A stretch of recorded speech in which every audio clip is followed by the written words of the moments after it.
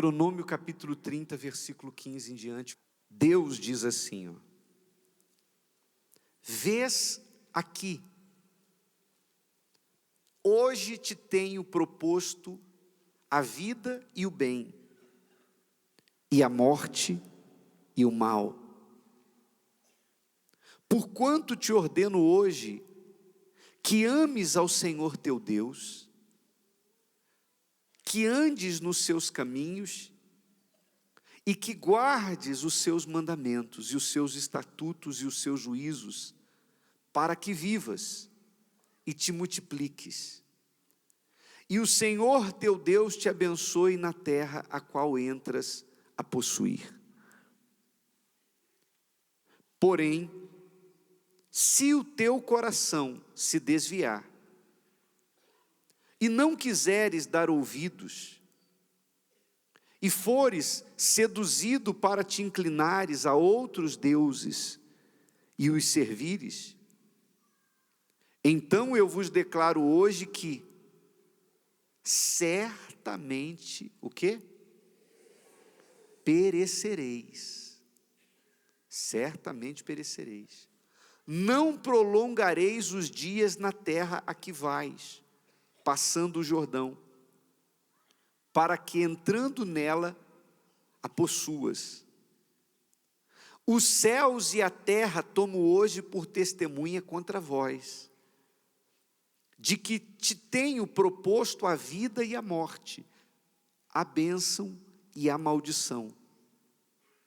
Escolhe, pois, a vida, para que vivas, tu e a tua descendência, amando ao Senhor teu Deus, dando ouvidos à sua voz, e achegando-te a Ele, pois Ele é a tua, o quê?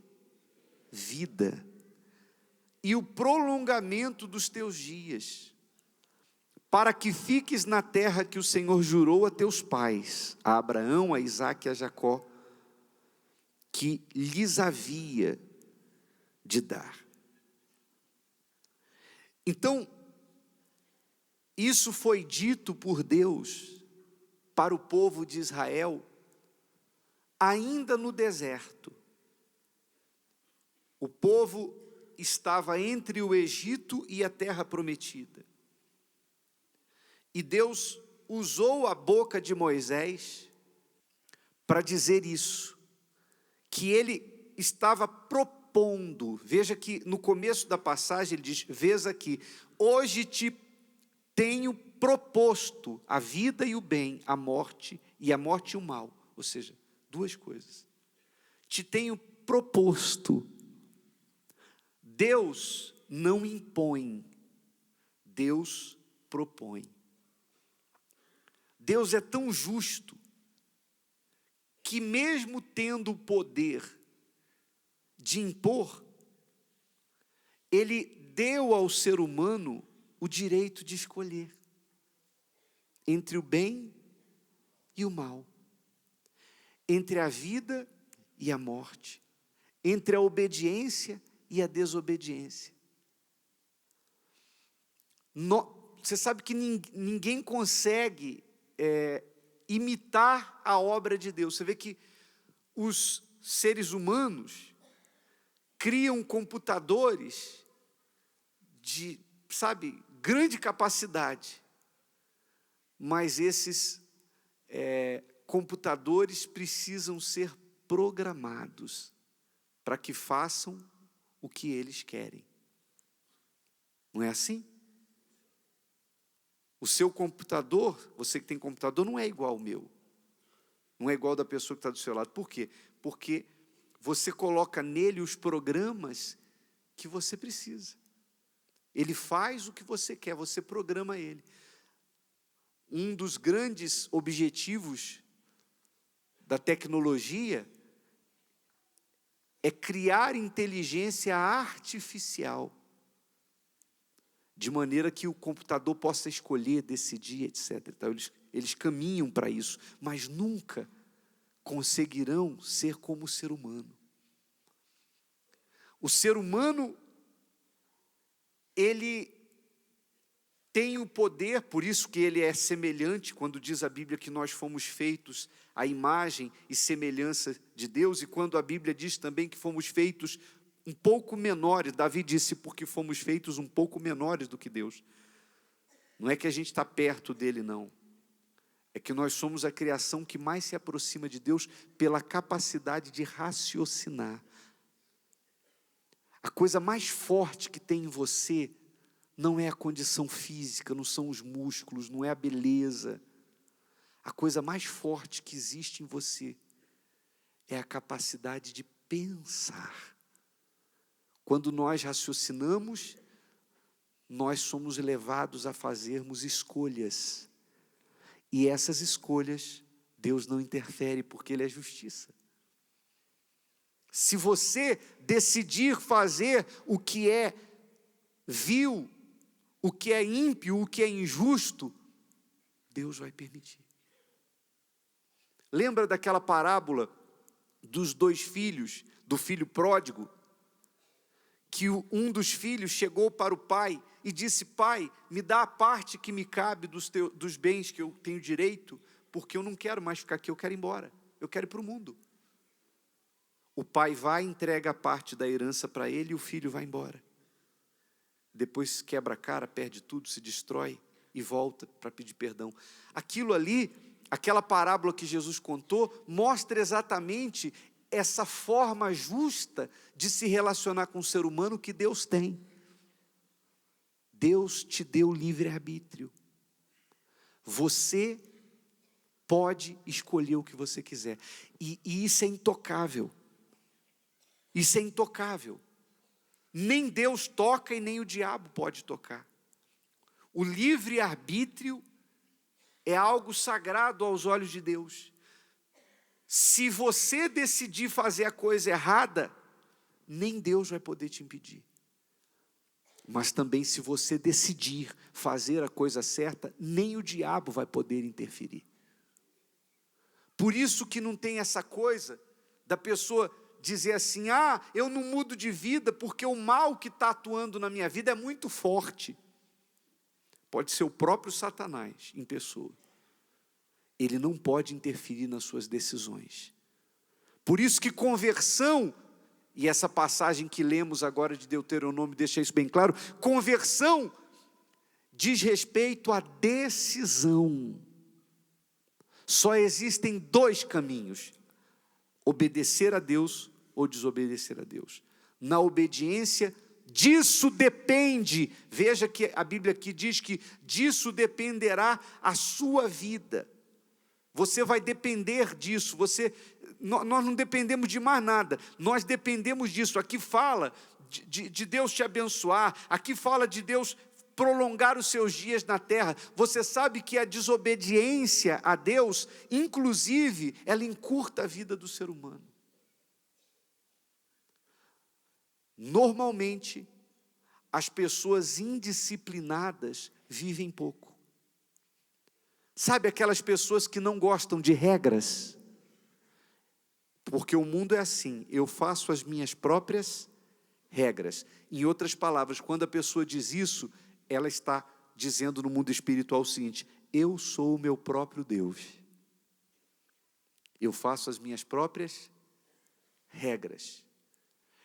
Então, a partir do momento que a pessoa vive assim, normalmente ela tem vida curta. Você pode ver, a maioria dos artistas, a maioria, não são todos, vive pouco. Sim ou não?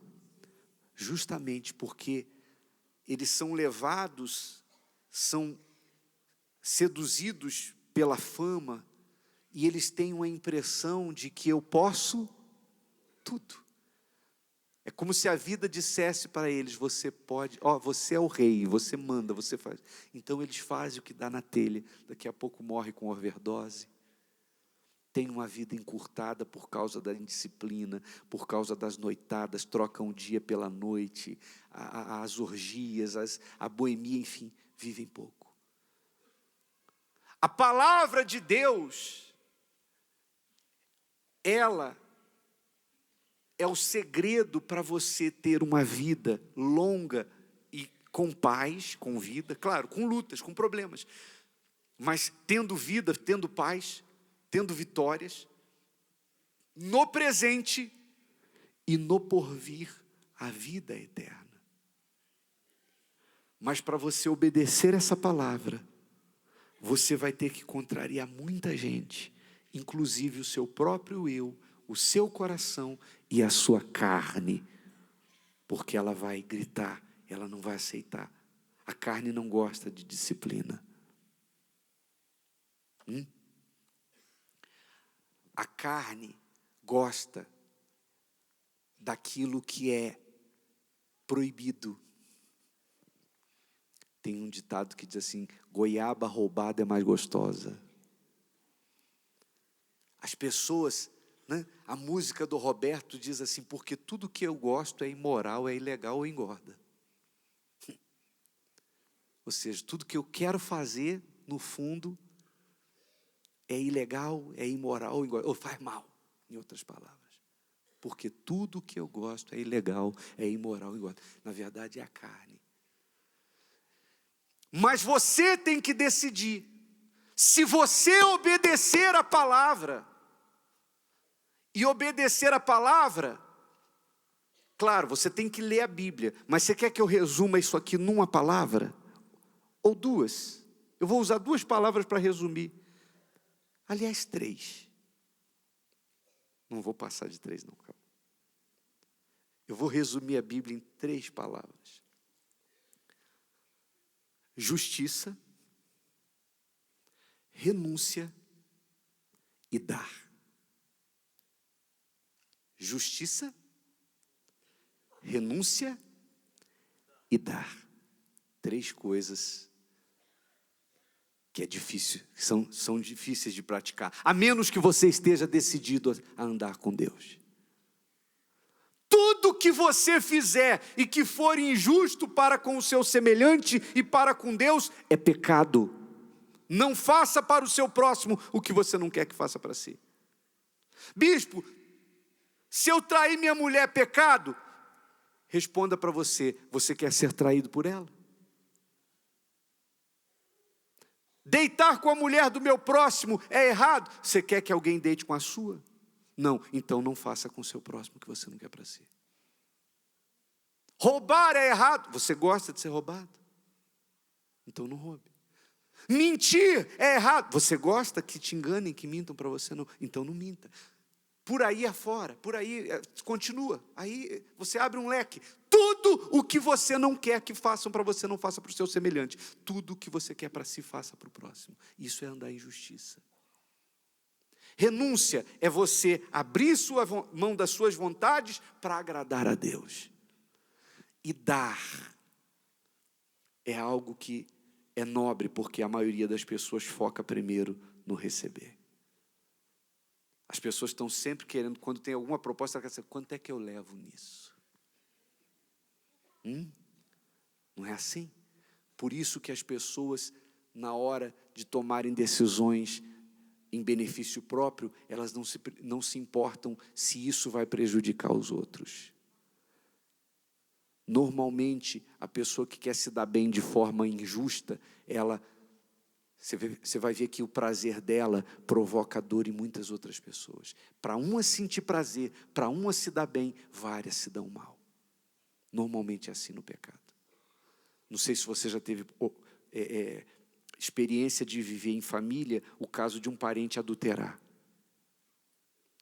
No dia do adultério ele sentiu alguns segundos de prazer, foi ou não foi? Mas quando a bomba estourou, quantas pessoas choraram na família? É a sogra, é o sogro, é o cunhado, o irmão, é o filho, é a esposa. Um monte de gente gemeu para ele poder ter alguns segundos de prazer. Olha a injustiça. Quem está me entendendo? Então, se você quiser, nessa vida, viver na bênção, então você tem que se entregar.